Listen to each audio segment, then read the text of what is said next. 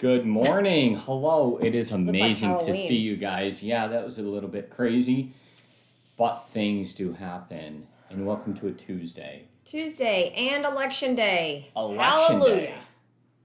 Yes, I No know. more. I will not be horrible ads. disappointed with not seeing any more of those. No. It's just awful. such a beatdown. Yeah. I have no idea why it has to be so negative. Yeah. But so I we guess have it is. COVID, and then you have that negativity, and you can see where it would cause people a little bit of anxiety. Yeah, it makes you feel like there's a dark winter coming or something. I don't know. Anyways. Well, it gets dark at 5:30. I know that. Yeah, it certainly does. But today, the weather's supposed to be nice. It's supposed to be, I think, 5 degrees warmer than yesterday. And that yesterday was a nice fall day. Yeah. And I'm excited for like a very late summer day Yeah. today. So that would be Sounds nice. like a night for tacos. Tacos. Taco Tuesday? All right. All Maybe right. so. Are you ready to get started today? I'm ready to get started. That's all you have. All right. Hit the bell and let's move on. Whoa.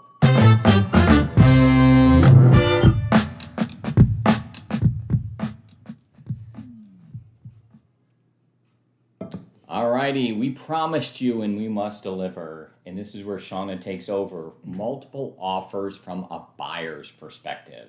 Yep. So we talked about, what to do from a seller standpoint, but let's not forget your buyers who are also experiencing multiple offers. And speaking of a beatdown, it can be a total beatdown if you have attempted to, if you've gone through that process and you've attempted to offer several times, that it can be exhausting, right?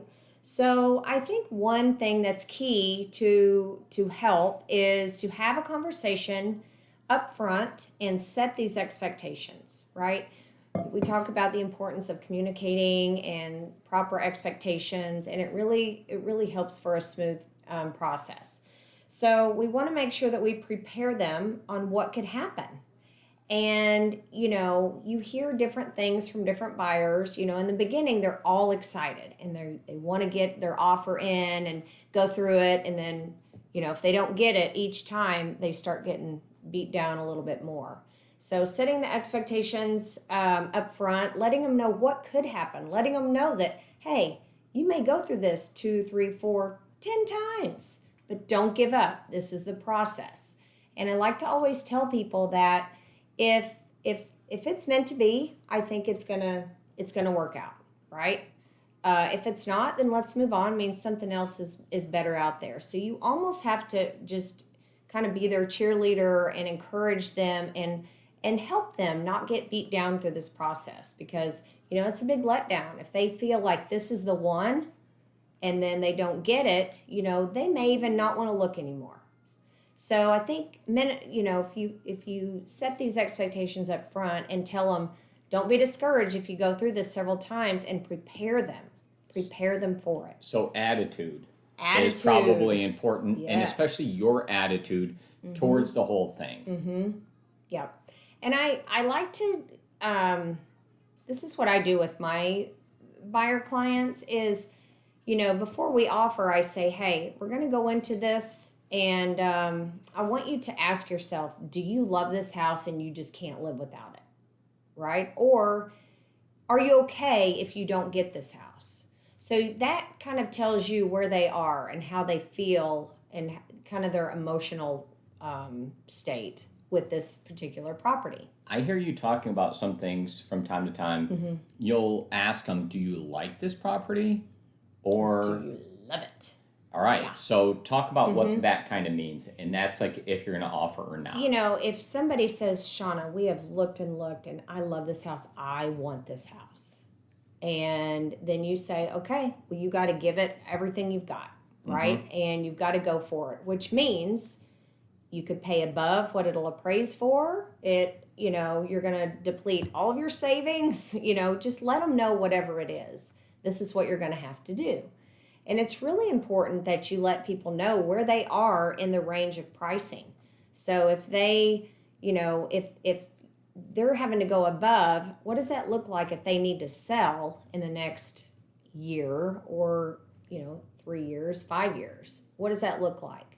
What are the obstacles? Let them know. everything that they should be facing so they can make that decision. You know, if it backs like a busy street and they love it, you might say, you know, going above could hurt you if you go to resell it in the future. So, you know, you want to be very forthcoming with your clients and let them know all of these things. All right. So I do have something to add in here, if you don't mind. I know you're rolling through some items here, but I like to add in when I'm having a discussion specifically with the buyer and with the buyers, and I'll just go with a super generic setting where there's a husband and a wife.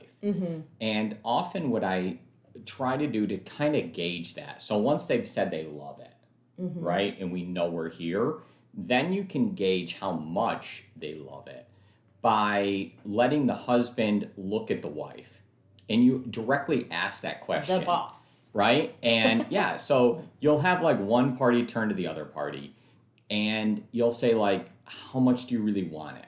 And then you'll see it on their face. And that, yeah, like that, like, right? They'll get like that. And then the other party's just like, goes like, okay.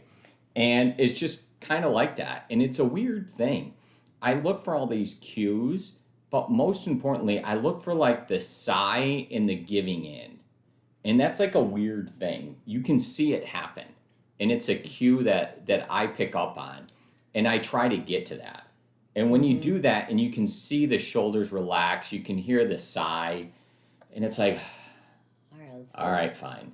Right? When that happens, then you're like, done. Let's get this in. Contract, offer, execute, right? That's kind of your cue. So I look for that. So get to that. Another thing I'll say is when you put an offer in and you don't get the offer, don't give up. I mean, we see how many times these homes come back on the market, right? People, when they're in a multiple offer situation, are typically making, you know, very quick decisions and not thinking it through, and things can happen. Okay, so don't give up. Keep that communication open with the listing agent and keep in touch with them, because top of mind, I think, matters. So if it does go back on the market, they're going to remember you and they're going to call you and say, hey, I think this deal is getting a little shaky. Are your clients still interested? So make sure that you don't give up on that. Well, let's talk about the backup offer then. Because just because you weren't the first one chosen, right? Then you need to have that additional discussion with your clients. Hey, this is a super competitive price point. We are likely to go into this.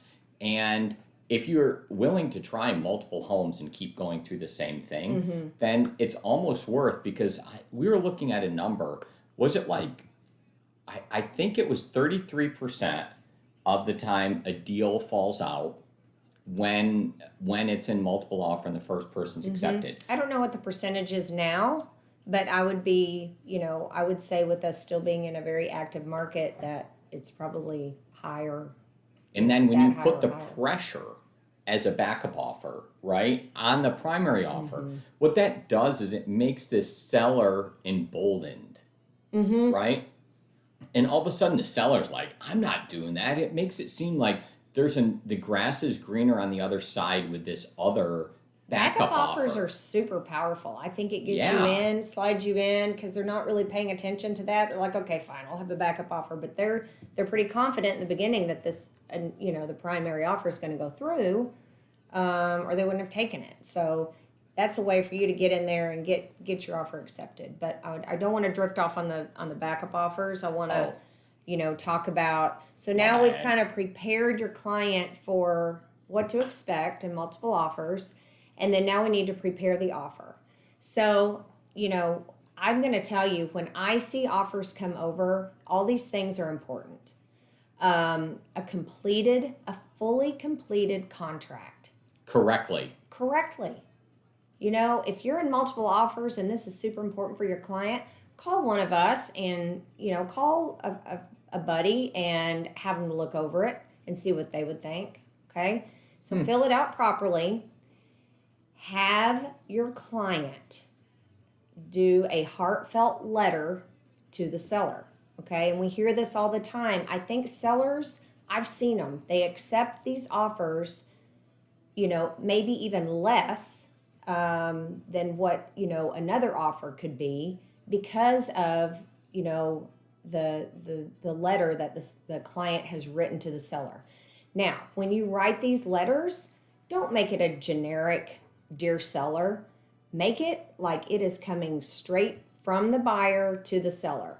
Address them by name, talk about specifics in the home, and I've seen that, you know, because a lot of people are writing letters these days, but that'll separate you out from the others when you talk about, I can see my, you know, my son playing in this backyard on a corner lot, you know, just something specific. Or I love how you, seller, you know, I'm going to decorate the living room just like you did because I love how you did this. And they're like, oh, you know, it really,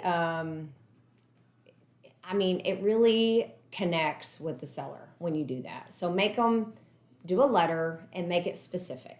Okay.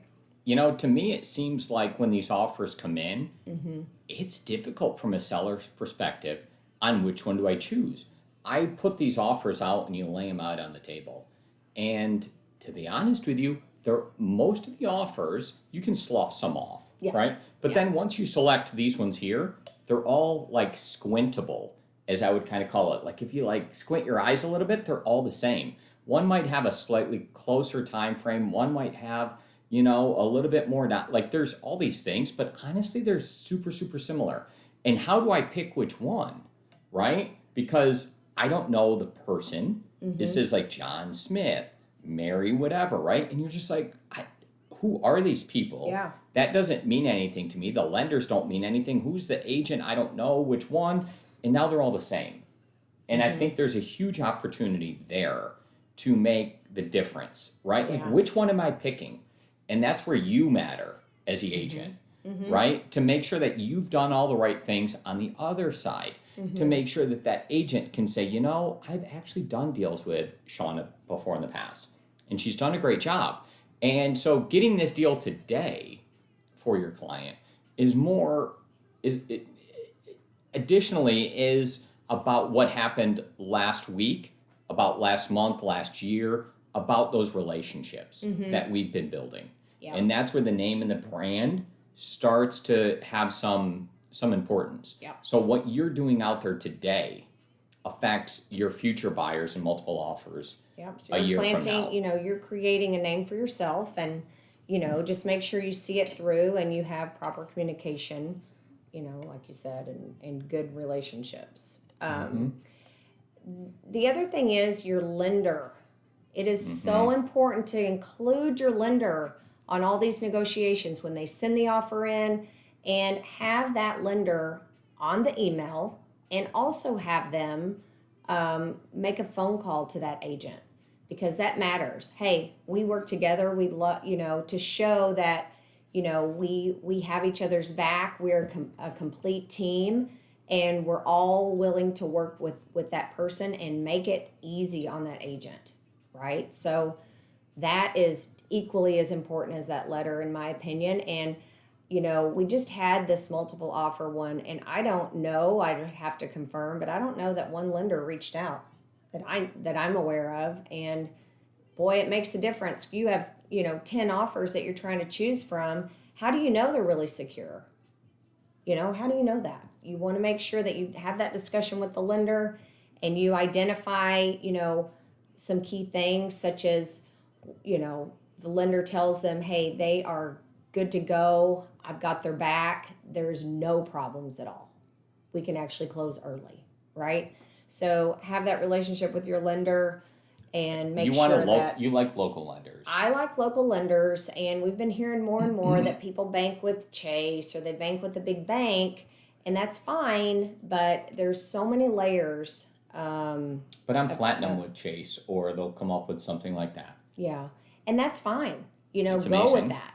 But in the same regard, I would, because it is looked upon in the industry as being, you know, a little bit more complicated, because they take longer. They have so many layers of approvals that they have to go through, and it'll leave this desk and go here, and they may see it in a totally different way. So think about it. Goes through that several times. It could get kicked out at the last minute, and then you're stuck.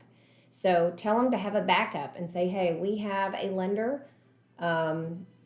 we have lenders. If you would like a second, what would you call it?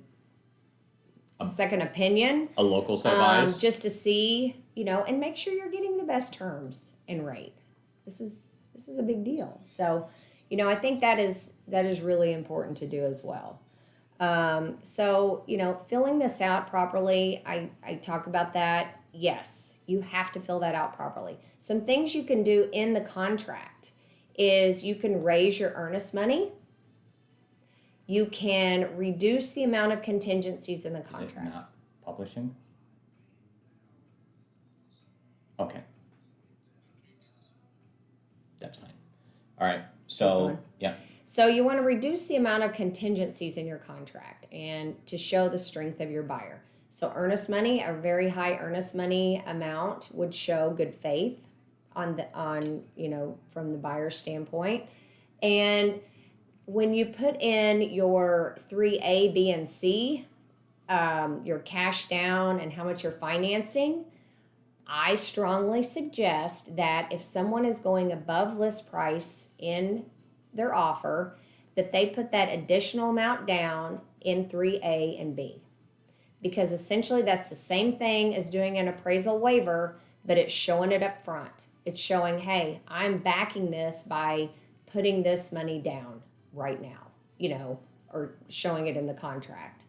And, you'll also most likely need to do that appraisal waiver, but it's just, you've got it in two different places and you can reiterate that, to the selling agent.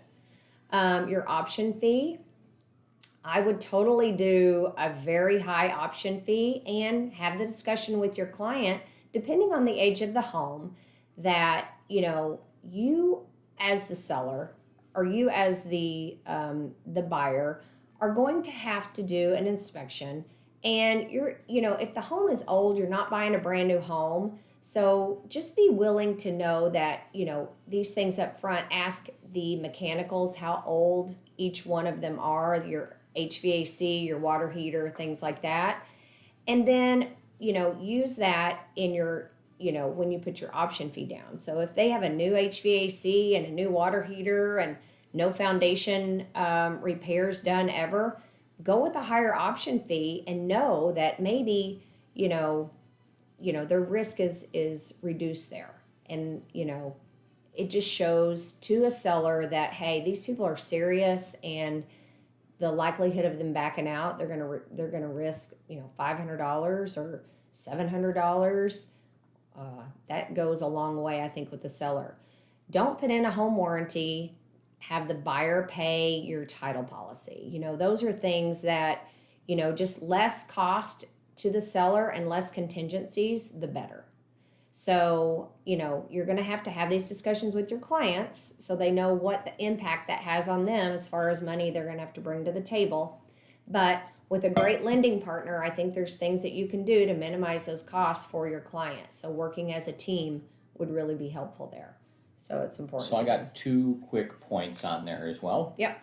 The first one is when you submit that offer over to the other agent, to make it clear, easy, in one nice email. Not like send over 6 emails, right? You have to understand from their perspective, they're getting a lot of these different things. Yeah. A nice, clear subject, a well-written email, everything in it, bullets, like A correct. summary. Super, super easy for them to understand and look at. Realize people don't really want to read. And as nice as you kind of make that, They and don't as want to go through easy. 20 contracts. Correct. You have to make them want to pick that one as well, And right? pull it out. So, here, hit them with some good facts, make it look beautiful. Yes. And I think that actually goes a long way as well. And then listen. As an agent, ask a couple of questions, listen to what they're looking for. Do they need this? Do they want this? Do they want a lease back? Whatever those things are, listen, understand, and then deliver.